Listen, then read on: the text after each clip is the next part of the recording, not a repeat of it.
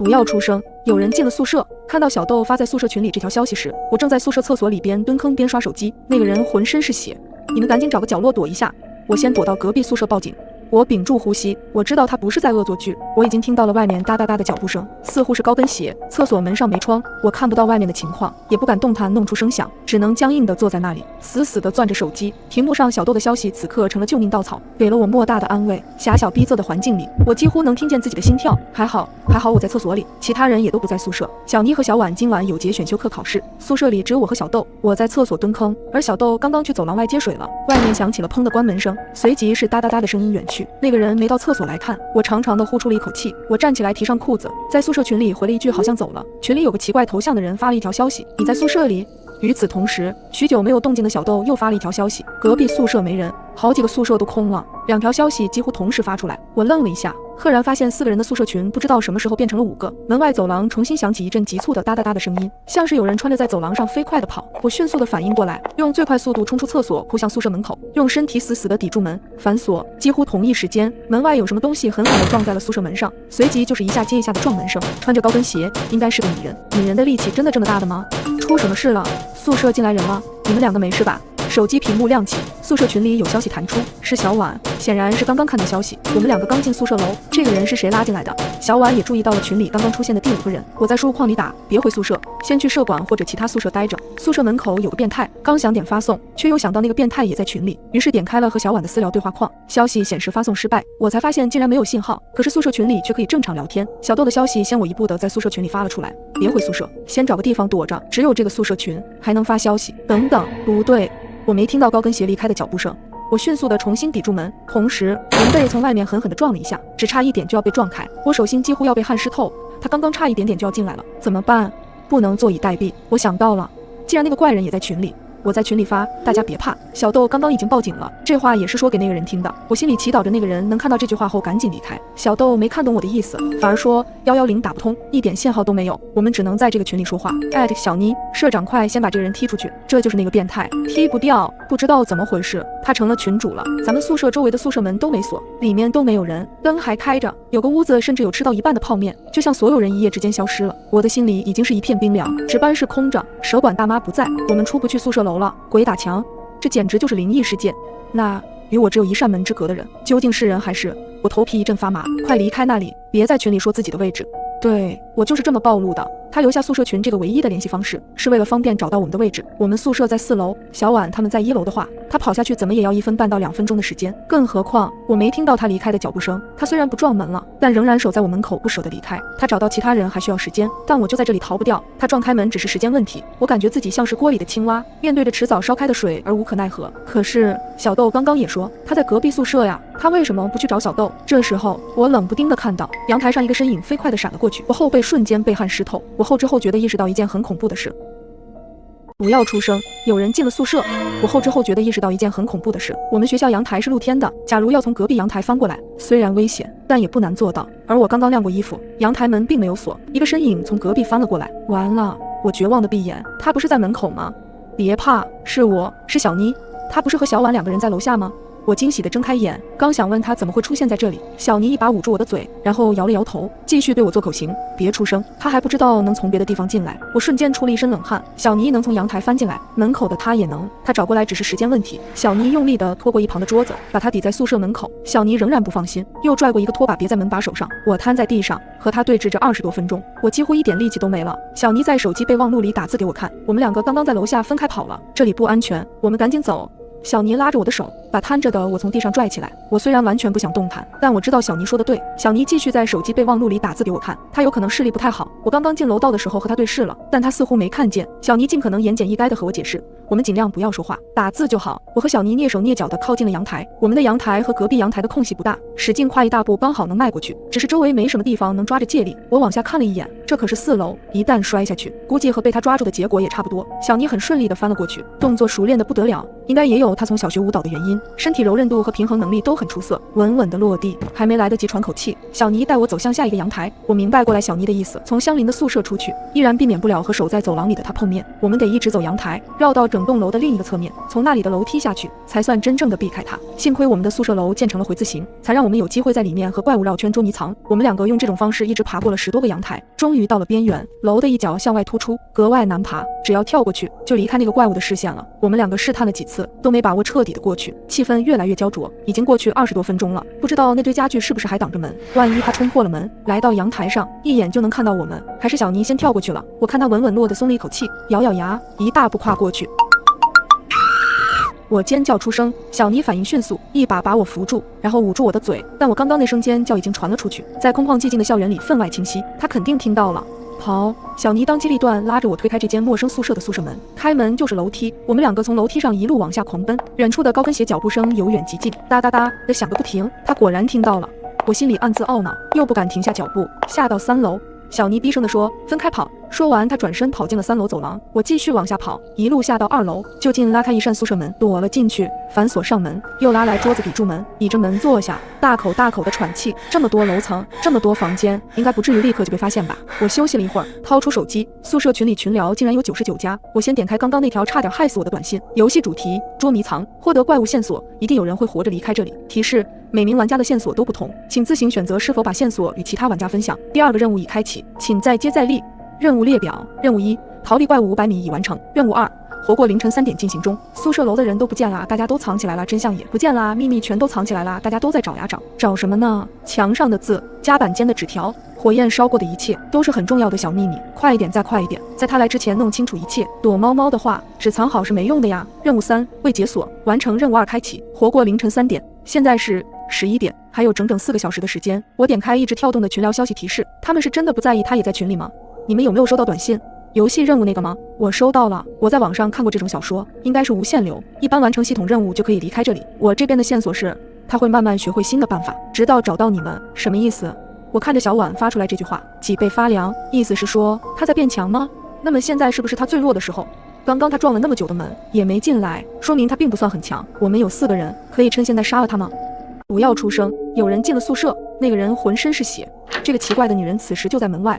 我屏住呼吸，不敢发出一点声音。手机屏幕亮起，那个奇怪的女人在疯狂地弹着消息。小妮，你刚刚是怎么找到小西的呀？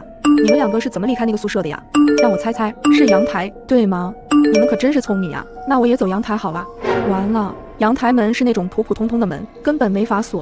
这是我第一次直面这个恐怖的女人。她披头散发，我看不清楚她的脸，却莫名有种熟悉感。我用最大力气，在她扑过来的前一刻拉开堵门的桌子，推开门往外跑。刚跑了几步，却冷不丁的被什么东西绊了一下，重重的摔在地上。绊倒我的是一双染血的高跟鞋。她把高跟鞋脱下来了，所以我刚刚听不到她走路的声音。她一定是在挨个房间尝试开门，一直找到了我藏身的地方。我忍着疼爬起来，继续往下跑。我突然明白了线索里的她会慢慢的学会新的办法，直到找到你们。再往下就是1楼了。小婉说1楼的大门已经不见了，往下跑也没用。1楼的宿舍都是教师宿舍，常年锁着门，能让我躲的地方很少。我一边拼命的跑，一边回头看，却始终没有见到他的影子。他的动作没有我想象的那么快。到了1楼，我刚拐过弯，身后血的门突然打开，一双手伸出来，我还没来得及反应，就被捂住嘴拖了进去。我拼命的挣扎，身后的人却小声地说：“小西是我，我刚刚发现这个房间，他不会进来。”我一下子平静了下来。那个人放开了我，是小婉。小婉和我解释，很奇怪，他挨个的打开门看，却不进这个屋子里来。他追过来了，我们能听到他开关门的声音，但唯独这个房间被他直接无视了。我心里泛起一个毛骨悚然的猜测，这个屋子里不会有什么更可怕的怪物吧？他会不会在害怕什么？小婉摇摇头，放心，我刚刚检查过了，这里似乎是个杂物间，堆了些乱七八糟的东西。我还找到了这个。一本快被烧掉的笔记本，我用手机手电筒照着翻开，这是本日记，被烧得不成样子，我只能零零碎碎的看。今天学长他约我去，收到了学长的。今天帖子上有人，不可能，我怎么办？我一直往下翻，一个有用的人名都没有提及。而最后几页，我迅速地翻了翻，写满了：你背叛了我，你们都背叛了我，那你们就都死吧。我看得胆战心惊，写这本日记的人怕不是已经疯了。手机消息突然弹出，我收到的线索是他因他而来，也会因他而离开。你们看一下手机的日期，今天是哪一天？今天太慌乱了，我根本没在意过。看到这句话，我仔细的去看手机日期，竟然是6月4号。今天明明是5月23号，或者说5月24号，刚刚过0点，中间丢了整整10天。小尼继续在宿舍群里消息，你们看，这是我刚刚在3楼一个宿舍门口拍的。紧接着发了一张照片，一个宿舍门口被贴满和喷了各种字，全都是各种不堪入目的骂人的话，好像是住在里面的一个女生抢别人男朋友。虽然这样，但为什么闹这么大？毕竟别人感情的问题，无关的人顶多吃瓜吧。我有些焦急，我刚刚才在群里说过，不要发自己的位置，他会发现我现在不在那个门口了。不用担心，我感觉更加离谱了。为什么他会在走廊里到处转？你不怕遇上鬼吗？他语气轻描淡写，放心，我现在当然不在3楼了，我找到小豆了。小婉也在看消息，看到这里偏过头问我，要不咱们去2楼看看？为什么你们胆子都这么大？小婉理直气壮，3点这个时间点之前肯定会发生什么大危险，咱们得想想怎么才能出去。而且刚刚小妮说的话，我想到了，咱们可以发错误的消息告诉这个鬼我们的位置，这样咱们就可以尽量避开他了。我其实不太想去，我刚刚意识到了一件事，一开始我在宿舍里的时候，小豆在宿舍群里说他在隔壁宿舍，他应该也看到了，可是他没有去抓小豆，反而紧盯着我不放。我和小妮往楼下跑时，小妮去了3楼，我去了2楼，他没有去找更近楼层的小妮，反而跟到了我2楼，刚刚又跟到了我1楼。他只攻击我，或者说起码他优先攻击我。我想起了小妮的那句线索，他因他而来，也会因他而离开。难不成我们看到小妮说的那个房间了？小溪，我们走。我和小婉在2楼蹑手蹑脚地走，走廊里没有看到他的身影，我们呼出了一口气。晚上宿舍楼的走廊其实很吓人，长长的走廊，昏暗的声控灯，周围一模一样的一扇扇的门。我们一直走到2楼的尽头，站在一间烧焦的房间门口。我与小婉对视一眼，就知道这个地方肯定是线索房间。探了一下周围，他没找到我们，我们闪身进了这间屋子。屋子里已经被烧得面目全非，只能勉强看出来，这原先是一个宿舍的样子。我们在烧焦的宿舍里搜罗着线索。小溪，快来，这边有个电脑。我看着小婉手上举着的一台电脑，虽然表面有被烧坏的痕迹，但我总感觉有些熟悉，竟然还能开机。打开电脑，映入眼帘的是一个帖子，最上面是一个女生的照片，不知道是不是模糊处理了，我们看不清这个女生的样子。这个帖子的下面全都是谩骂，小三长成这样，怎么还有脸活着？就你这样，还配在学校上学？去死吧！小婉看消息的手都有些抖，天哪，这些人怎么这么恶毒？这个女生得多难受啊！所以她在宿舍用这样的方式自杀了。是不是曾经这个学姐住在我们原先的宿舍里，所以只有我们宿舍的人陷入了这件诡异的事情？我看着小婉在这边自言自语，苦涩一笑，轻声说道：是啊，得多难受啊。小婉没发现我的异样，她在查看有没有别的线索。小溪，你看这个墙上，结束的方式是开始。我摸索着墙上的痕迹，小婉，我们分头去找他们俩，我们得回到我们的宿舍里，在3点之前。结束的方式是开始，就像你刚刚说的，他原先应该是住在我们的宿舍里，那边是他结束的地方，所以肯定是最关键的地方。如果我推论没错的话，3楼小妮拍的那个宿舍应该正好对应我们楼下。1楼这个位置是大门，2楼被烧毁，3楼被喷油漆，4楼是我们宿舍。现在已经2点50了，就算推论错了，我们集合在一起，肯定也能制服他，搏一搏。小婉看着我振振有词的推测，思考一瞬就同意了我的想法。小妮和小豆应该在一起，刚刚他们在3楼，估计现在在2楼或者1楼的概率比较大一些。我们出去看看。没想到十分幸运，我们俩刚蹑手蹑脚地走到了楼梯口，就看到他俩从楼下走了上来。我简短说了一下我的推测。小妮刚想开口说点什么，就听到楼上传来一阵女声：原来你们都在这里呀！女鬼直接从3楼跳了下来，快跑！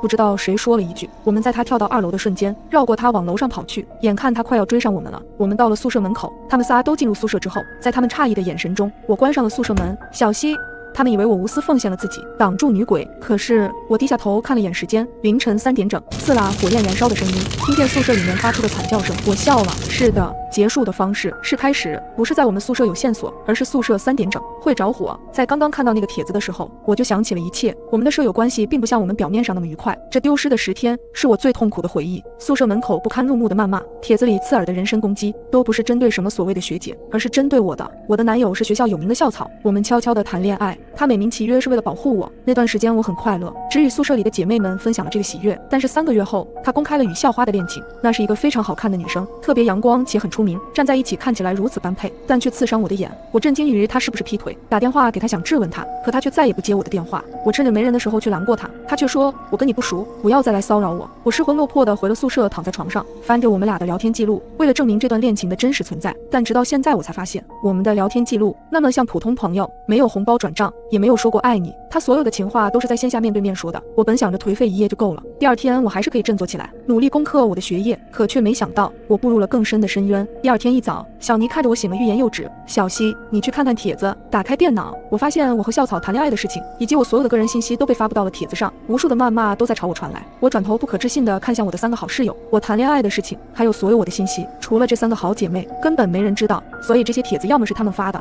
要么就是他们告诉了别人，我没质问出口。之后的几天，路上总有人对我指指点点，宿舍门上被人涂满了骂人的话，我的手机也总是收到莫名其妙的谩骂短信。我的精神已经临近崩溃，直到我的保研资格被取消，而替代我的那个人是小婉。我冲回宿舍，看到的却是他们仨已经在收拾行李。小西，我们明天要搬宿舍了。我真的曾经把他们当成非常非常好的朋友。当天晚上凌晨3点，我设计了一场大火，想把我们一起烧死。没想到的是，我们被困进了这场诡异游戏里。也好，他们都死了，也该结束了。听着惨叫声戛然而止，我觉得我现在痛快极了。那个女鬼站在了我的面前，我站起身，看着她那张和我一模一样的脸，果然我猜的没错，她就是我。但她好像在哭。你看他们都死了，你为什么还要哭？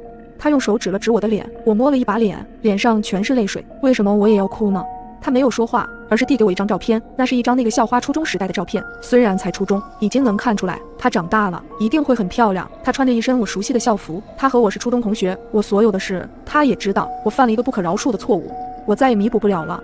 我只能永远的忏悔。其实仔细的回想这一路，最开始是小豆给我发消息提醒我，后来是小尼带我从阳台逃走，又是小婉拉我进安全屋，他们其实都在救我。叮咚，手机短信的提示音，恭喜玩家完成任务，存活到凌晨3点，开启任务3，4人合作离开宿舍楼。凌晨3点之后，女鬼小西将不会再阻拦你们。由于未凑齐4名玩家，任务失败，你将消除记忆，游戏重启。我居然因为一件送错的快递，差点丢了性命。那晚我刚下班回家，门口就传来门铃声。您好，您的快递。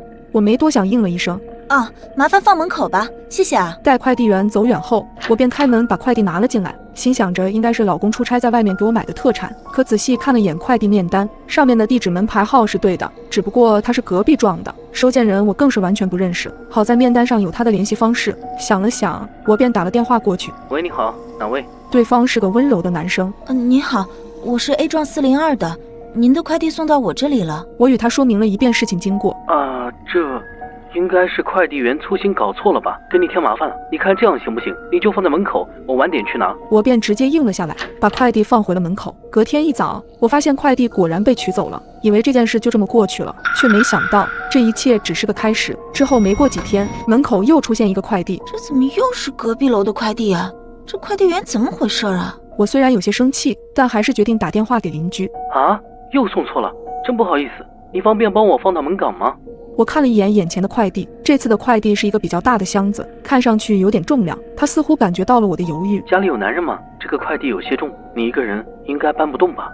这个我确实搬不动。在他说了会自己来拿后，我便挂断了电话。没过一会儿，我就听到门外有悉悉嗦嗦的声音。出于好奇，我透过门眼往外望去，可却发现门外一片漆黑。我有些纳闷，就在我再次看去时，门外又恢复了正常。晚上和老公打电话聊起了这件事，他提醒我，如果再有下次就直接打电话给快递公司，不要随便和对方联系了。可我没想到的是，第3次很快就来了，但这一次却是他主动给我打的电话。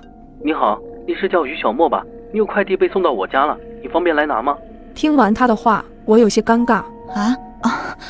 真不好意思啊，你方便帮我放在门岗吗？好吧。我微笑着向他道谢，取回来后看到确实是老公前些日子买的咖啡机到了。然而这件事之后又过了几天，我再次收到了一份寄错的快递。原本我想打给快递公司的，却没想到邻居的电话直接打了过来。实在是不好意思，我是不是有份快递寄到你那里了？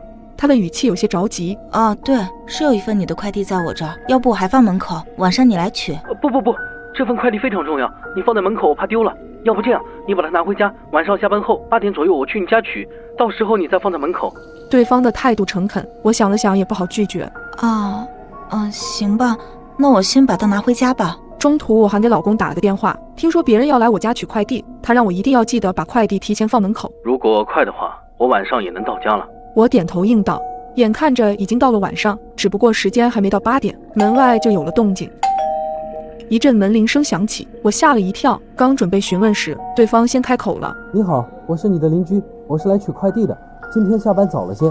听到是他的声音，我心里却平静了不少，想着人家特地来取快递，我不开门好像也不合适，便拿起那份快递走到了门口。开门之前我犹豫了一下，把门轻轻地拉开一条缝，突然，一只手伸了进来，我脑子嗡了一下，意识到不对，紧紧地拉住门把手。一张脸瞬间出现在我眼前，他长相凶恶丑陋，面目狰狞可怕。此时我害怕极了，连大气都不敢出。你干嘛？你是谁呀？我壮着胆子喊道，他却对我毫不理睬，只是慢慢拉大了门缝。你到底想干什么？我的力气根本抵不上人家，只能冲着屋内大喊：老公，家里接人了，老公！别费力气了，你家里没男人。他一脸邪笑地看着我，我最终还是没挣脱过他，眼睁睁看着他闯了进来。我看到他手里拿着尖刀，刚准备关上身后的门，这时门又被外面的人用力地拽开了。是老公，他回来了。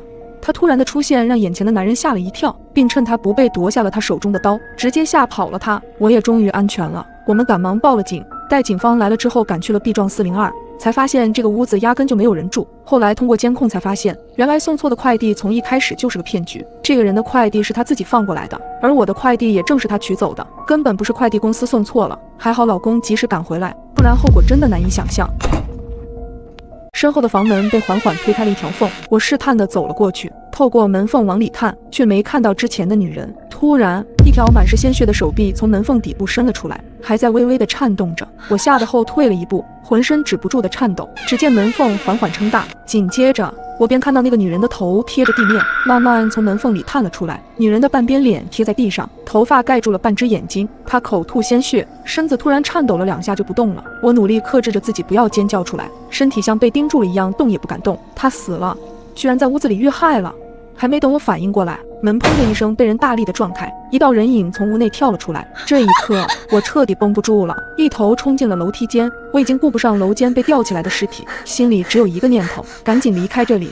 路过13楼的时候，我也顾不上电梯到底是什么情况，因为身后的脚步声正在逐渐逼近。我沿着楼梯一口气跑到底，沿途的声控灯都应声亮起。我已经做好了最坏的打算了，如果真的有人突然出现，不管是谁，我都会一脚踹上去。我仅用了1分钟便跑到了楼下，幸运的是，我刚走出楼道就遇到了警察。虽然我狼狈不堪，可我终究是活了下来。我大口大口喘着气，终于安全了。但接下来，我知道我的麻烦也会接踵而至。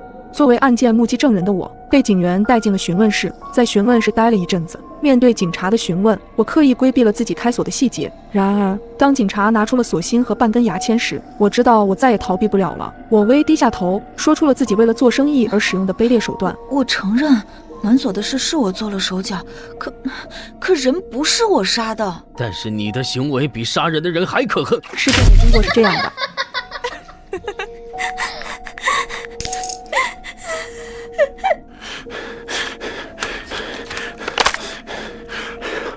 哎呀，师傅，大概需要多久能把门打开？差不多10来分钟吧。能快一点吗？哎，您这锁很不好开。我的女儿，开门，快开门！就是你女儿把我孩子害死的，你害了我女儿，是你害了她。警察，你们快把她带走吧！就是这个人老来骚扰我们母女。你害了我女儿，是你害了她。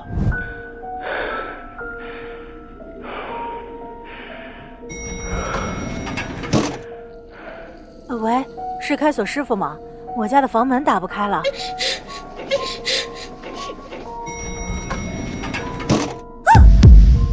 喂，物业吗？帮我找个开锁师傅，我家门又坏了。刚刚是您给我打的电话吧？您这个应该是锁芯老化所致，需要更换锁芯。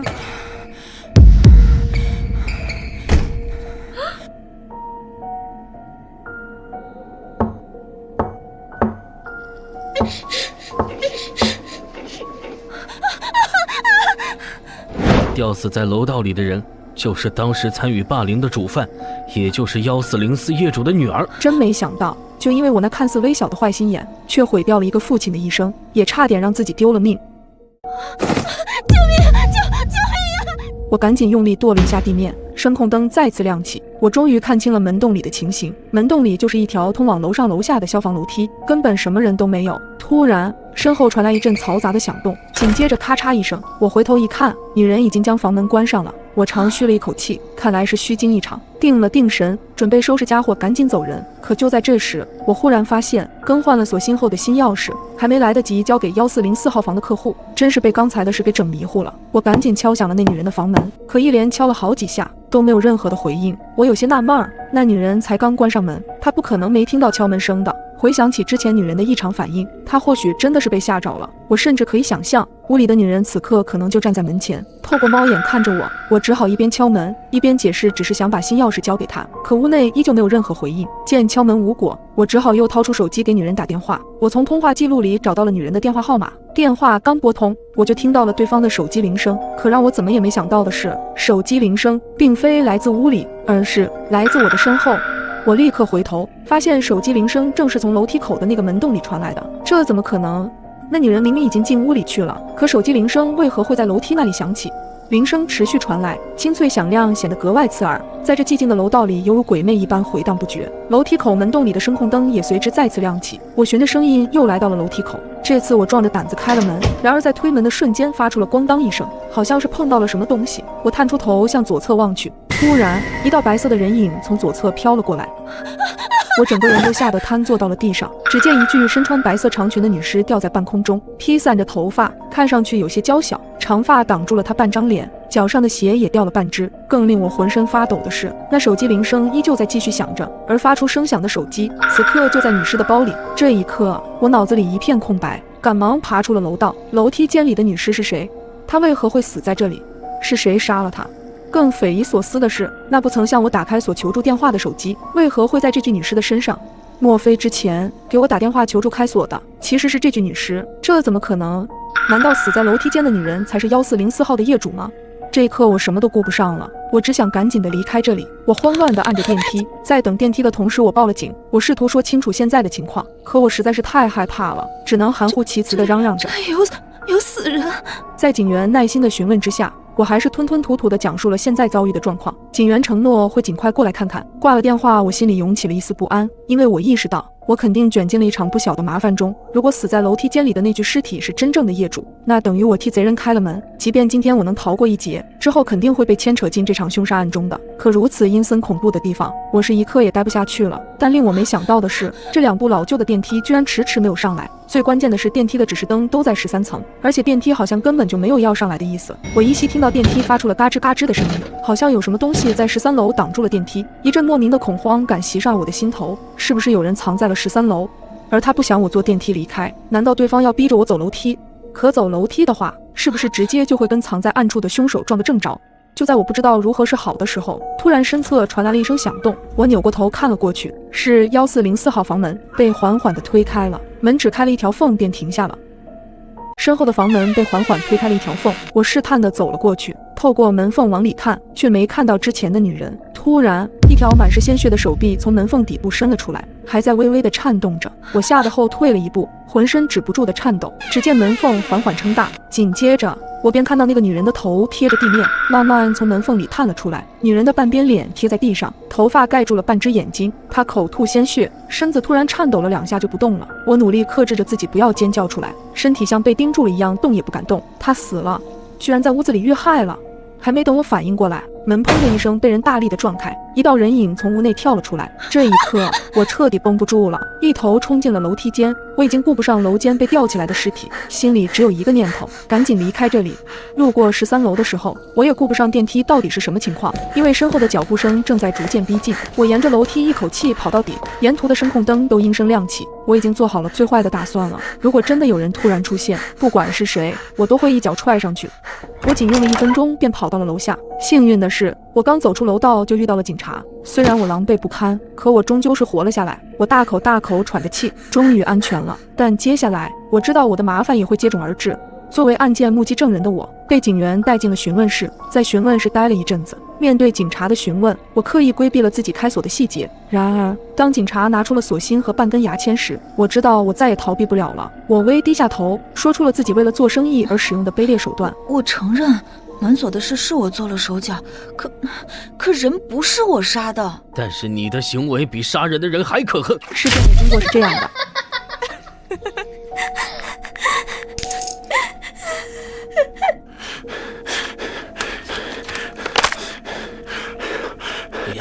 师傅，大概需要多久能把门打开？差不多10来分钟吧。能快一点吗？哎，您这锁很不好开。我的女儿，开门！快开门！就是你女儿把我孩子害死的，你害了我女儿，是你害了她。警察，你们快把他带走吧！就是这个人老来骚扰我们母女。你害了我女儿，是你害了她。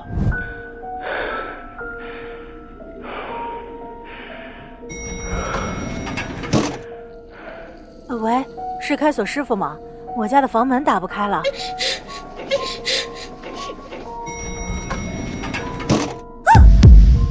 喂，物业吗？帮我找个开锁师傅，我家门又坏了。刚刚是您给我打的电话吧？您这个应该是锁芯老化所致，需要更换锁芯。